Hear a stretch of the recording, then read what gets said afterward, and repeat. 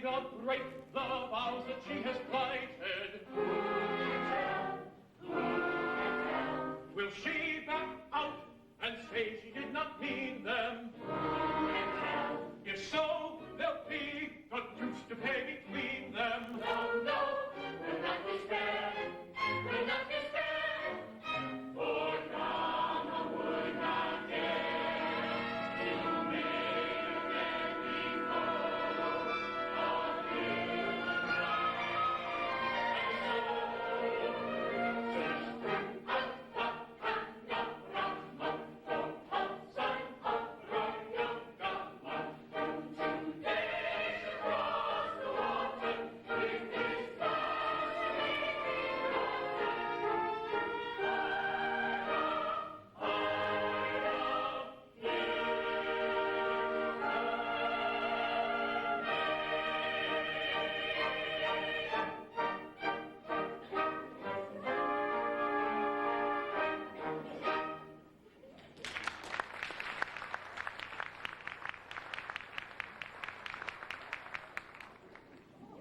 See you no sign of God? None, my liege. It's very odd indeed. If Karma failed to put in an appearance at our court before the sun has set in yonder west, and if he failed to bring the Princess Ida here, to whom our son Hilarion was betrothed at the extremely early age of 1, there's war between King Gama and ourselves. Oh, Cyril, how I dread this interview. It's been 20 years since he and I have met. He was a twisted monster all awry, as though Dame Nature, angry with her work, had crumpled it in fitful petulance. But, sir, a twisted and ungainly trunk often bears goodly fruit. Perhaps he was a kind, well-spoken gentleman. Oh, no. For adder-like, his sting lay in his tongue. His sting is present, though his stung is past.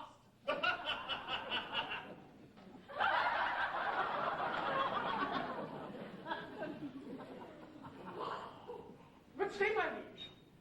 Over yonder mountain brow comes a small body bearing Gama's arms. And now I look more closely at it, sir. I see attached to it King Gama's legs. From which I gather this corollary, that small body must be Gama's own. Is the princess with him? Well, my liege, unless her highness is full 6 feet high, and wears mustachios too, and smokes cigars, and rides all cover year in coat of steel, I do not think she is. One never knows. She's a strange girl, I've heard, and does odd things. Come, bustle there. For Gama, place the richest robes we own. For Gama, place the coarsest prison dress. For Gama, let our best spare bed be aired. For Gama, let our darkest dungeon yawn. For Gama, lay the costliest banquet out. For Gama, place cold water and dry bread. For as King Gama brings the princess here, or brings her not, so shall King Gama have much more than everything, much less than nothing.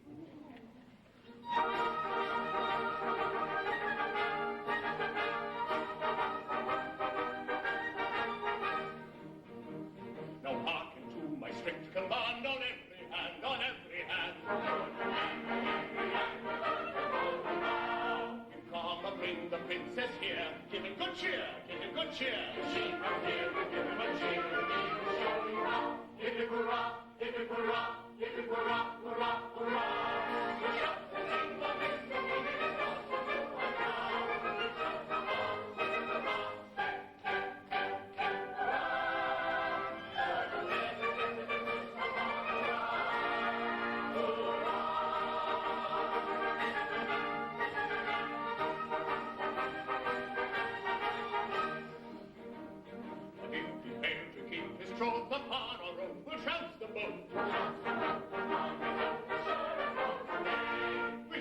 Up in a dungeon cell and told his knell on a funeral bell. A dungeon cell, a funeral bell, the sight you witness may. Hip hip hurrah, hip hip hurrah, hip hip hurrah, hurrah, hurrah. And up the jingle bells, the steely of familiar way.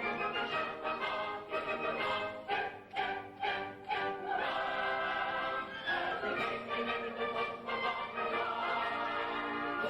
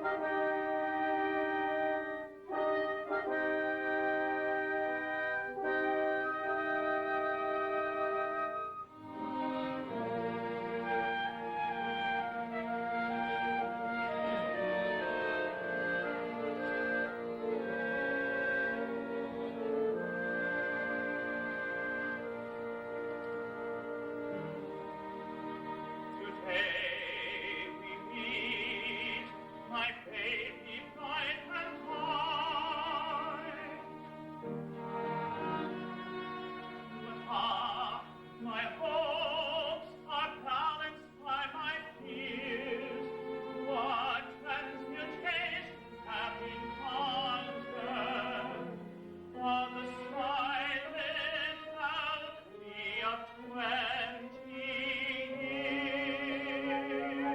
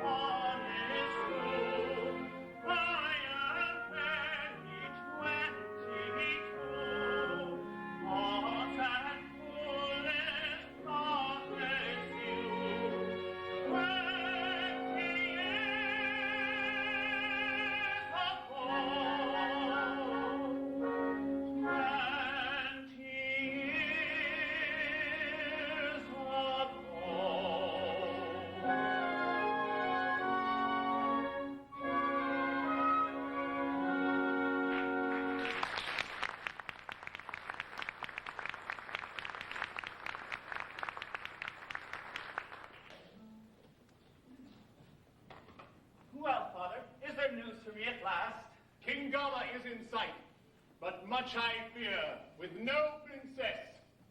Alas, my liege, I've heard that Princess Ida has forsworn the world, and with a band of women, shut herself within a lonely country house, and there devotes herself to stern philosophies. Then I should say the loss of such a wife is one to which a reasonable man would easily be reconciled. No, for I am not a reasonable man. She is my wife, has been for 20 years. I think I see her now. Ha! Let me look. In my mind's eye, I mean. A blushing bride, all bib and tucker, frilled and furbelow.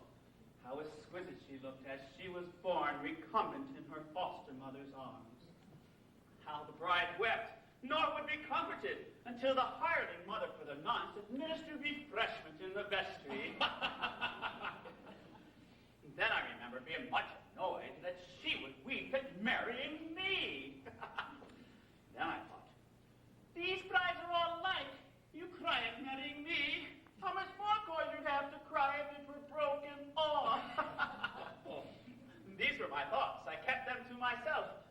that age, I had not learned to speak.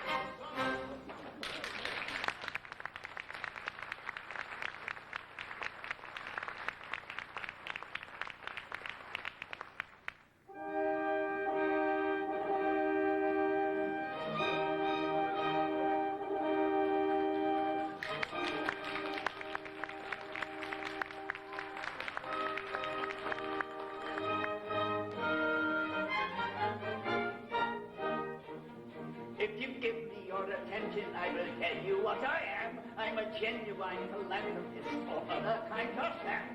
Each little fault of temper and each social defect in my erring fellow creatures I endeavor to correct. To all their little weaknesses I open people's eyes, and little plans to snub the self-sufficient I devise. But I love my fellow creatures and do all the good I can. Yet everybody says I'm such a disagreeable man, and I can't think why.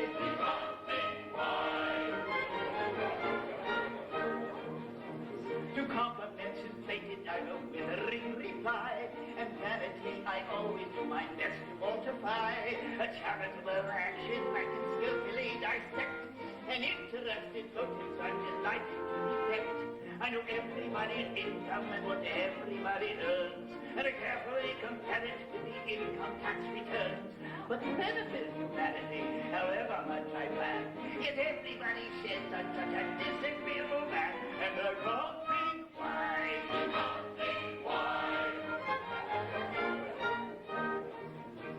I'm sure I'm no aesthetic, I'm as pleasant as can be. You'll always find me ready with a crushing repartee. I'm an irritating chuckle, I'm a celebrated sneer, I'm an entertaining snigger, I'm a fascinating leer.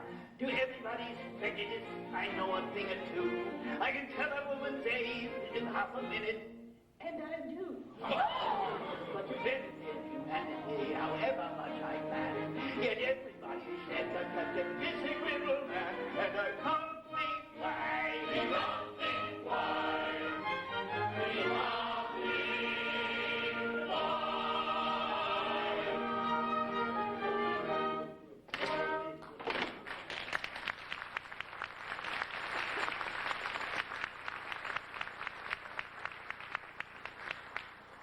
So this is Castle Hildebrand. Well, Dame Rumor whispered that the place was grand. She said that your taste was exquisite, superb, unparalleled. Oh, really, King? But she's a liar. Why, how old you've grown. Is this hilarious? You're a singularly handsome child. Are you a courtier? Come then, ply your trade. Tell me some lies. How do you like your king, eh? My rumor says he's all but imbecile. That's not true. My lord, we love our king. His wise remarks are valued by his court as precious stones. And for the self-same cause, like precious stones, his sensible remarks derive their value from their scarcity. Come now, tell me the truth. Be honest. How? Yes, tell it of me. This foot is crooked. This leg ill-designed. This soldier wears a hump. Come out with it! Come, look, here's my face. Now, am I not the worst of nature's blunders? Nature never errs.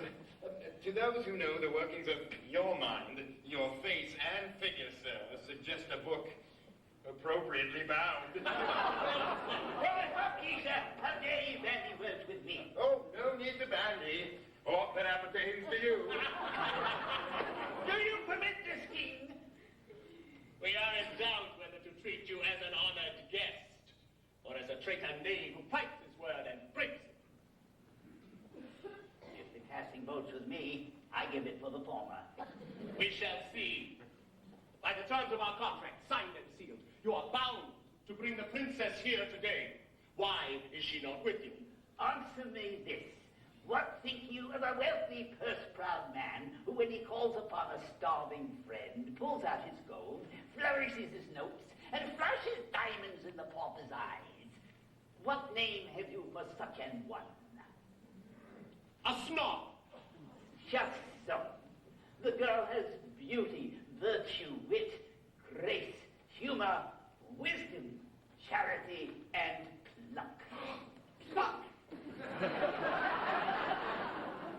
Would it be kindly, think you, to parade these brilliant qualities before your eyes? Oh, no, King Hildebrand, I am no snob. Stop that tongue, or you shall lose the monkey head that holds it. Bravo! Your king deprives me of my head so that he and I may meet on equal terms. Where is she now? In Castle Adamant, one of my many country houses. There she rules a woman's university with full 100 girls who learn of her. 100 girls? 100 ecstasies. But no mere girls, my good young gentlemen. With all the college learning that you boast, the youngest there will prove a match for you. With all my heart, if she's the prettiest. Fancy, 100 matches, all alike. That's if I strike them, as I hope to do. Despair your hope. Their hearts are dead to men. He who desires to gain their favor must be qualified to strike their teeming brains and not their hearts. They're safety matches, and they like only on the knowledge box, so you've no chance. And there are no nails whatever within those walls? None, gentlemen, excepting letter mails, and they are driven, as mails often are in other communities, by women. Why, bless my heart, she's so particular, she'll scarcely suffer Dr. Watson's hymns. And all the animals she owns are hers. The ladies rise at cockcrow every morning. Then they have male poultry. Not at all. The crowing's done by an accomplished hen.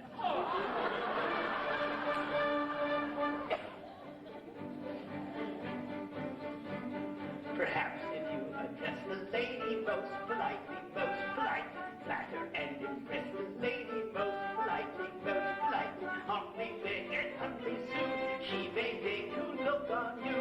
If you're suing, you will do. Most politely, most politely, most politely. Humbly beg and humbly sue, she may take a look on you. What no doing you must do. Most politely, most politely, most politely.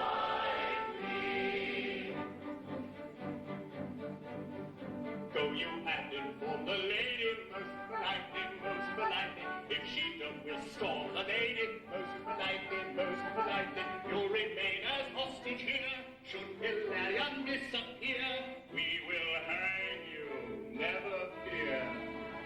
Most politely, most politely, most politely. You'll remain as hostage here. Should Hilarion disappear, we will hang you, never fear. Most politely, most politely, most politely. I'm Cyril, Claudian, our course is plain.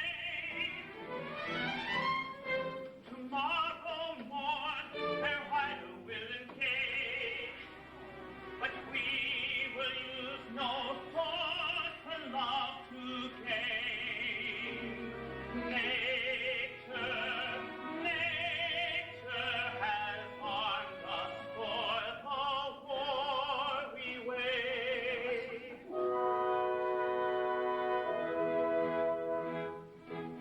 Expressive glances shall be our lances, and puffs of silvery are like artillery. We'll storm their powers with scented showers of fairest flowers that we can try.